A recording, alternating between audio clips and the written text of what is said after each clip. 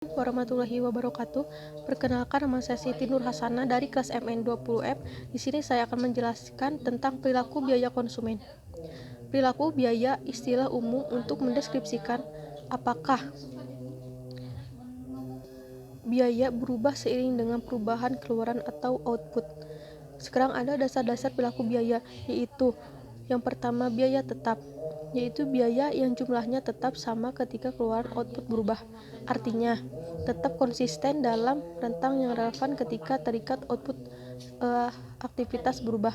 Yang kedua, ada biaya variabel, yaitu biaya yang secara keseluruhan bervariasi secara proporsional terdapat perubahan output. Yang ketiga yaitu biaya campuran, yaitu biaya yang memiliki komponen tetap dan variabel. Sekarang ada klasifikasi biaya sesuai dengan perilakunya dibagi menjadi dua. Yang pertama, batasan waktu. Menurut ilmu ekonomi, dalam jangka panjang semua biaya adalah variabel, sedangkan dalam jangka pendek paling tidak satu biaya adalah tetap. Yang kedua yaitu sumber daya dan ukuran keluaran. Setiap aktivitas memerlukan sumber daya untuk menyelesaikan tugas yang harus dilakukan. Sumber daya meliputi bahan bakar, energi, bahan baku, tenaga kerja, dan modal. Masukan ini dihubungkan untuk memproduksi suatu keluaran. Sekarang ada modal perilaku biaya. Masukan berupa bahan baku, tenaga kerja, energi, modal digabungkan untuk memproduksi suatu keluaran. Misalnya aktivitas yang dilakukan adalah pemindahan bahan baku, maka keluaran dari aktivitas ini adalah bahan baku yang dipindahkan. Semakin banyak perpindahan yang dilakukan, maka semakin tinggi biaya perpindahannya. Selanjutnya ada metode pemisahan biaya campuran, yaitu yang ke-1 metode tinggi rendah. Suatu metode untuk menentukan persamaan suatu garis lurus dengan terlebih dahulu memilih dua titik tinggi dan titik rendah yang digunakan untuk menghitung per meter perpotongan dan kemiringan. Titik tinggi didefinisikan sebagai titik dengan tingkat keluaran atau aktivitas tertinggi. Titik terendah didefinisikan sebagai titik dengan tingkat keluaran atau aktivitas terendah. Yang kedua yaitu ada metode scatter plot, yaitu suatu metode penentuan persamaan suatu garis dengan menggambarkan data dalam suatu grafik. Langkah pertama dalam menerapkan metode scatter plot adalah menggambarkan titik daya sehingga hubungan antara biaya penyelesaian dan tingkat aktivitas dapat terlihat. Keunggulan signifikan dari metode ini adalah memungkinkan kita untuk melihat data secara visual. Adapun kelemahan dari metode ini yaitu tidak ada kriteria objektif untuk memilih garis terbaik. Yang ketiga ada metode kuadrat terkecil.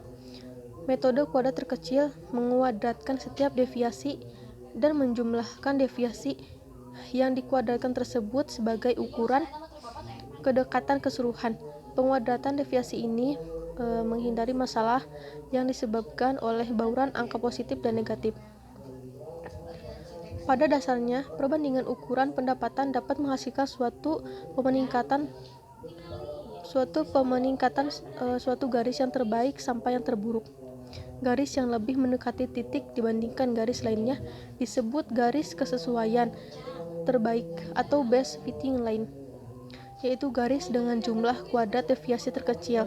Metode kuadrat terkecil mengidentifikasi garis yang paling sesuai. Dan yang terakhir yaitu ada penggunaan program regresi. Program regresi menyediakan lebih dari sekedar perkiraan koefisien. Program ini menyediakan informasi yang dapat digunakan untuk melihat kemungkinan persamaan biaya yang dapat dipercaya. Karena rumus biaya regresi adalah garis yang paling sesuai.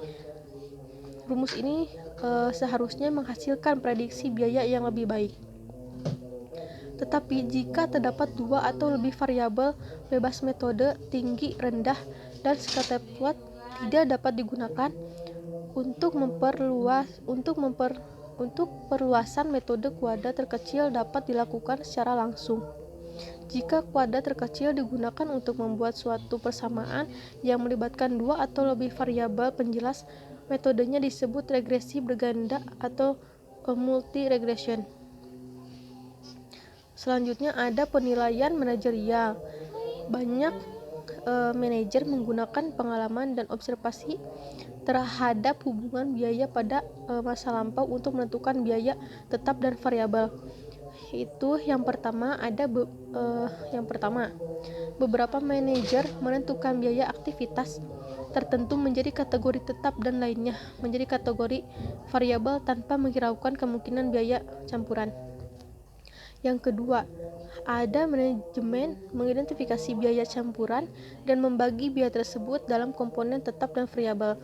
Dan yang ketiga yaitu manajemen menggunakan pengalaman dan pertimbangan merek untuk memperbaiki hasil estimasi statistik. Keunggulan dari penggunaan pertimbangan manajerial untuk memisahkan biaya tetap dengan variabel terletak pada kesederhanaan saat manajer memiliki pengetahuan yang mendalam tentang perusahaan dan pola biaya. Metode ini dapat memberikan hasil yang baik. Nah, menurut saya UMKM yang saya pilih yaitu sesuai dengan biaya variabel. Kenapa? Karena pengeluarannya sesuai dengan aktivitasnya, sehingga nilai produksi akan bertambah apabila nilai variabelnya bertambah. Mungkin hanya itu yang dapat saya sampaikan, kurang lebihnya mohon maaf. Wassalamualaikum warahmatullahi wabarakatuh.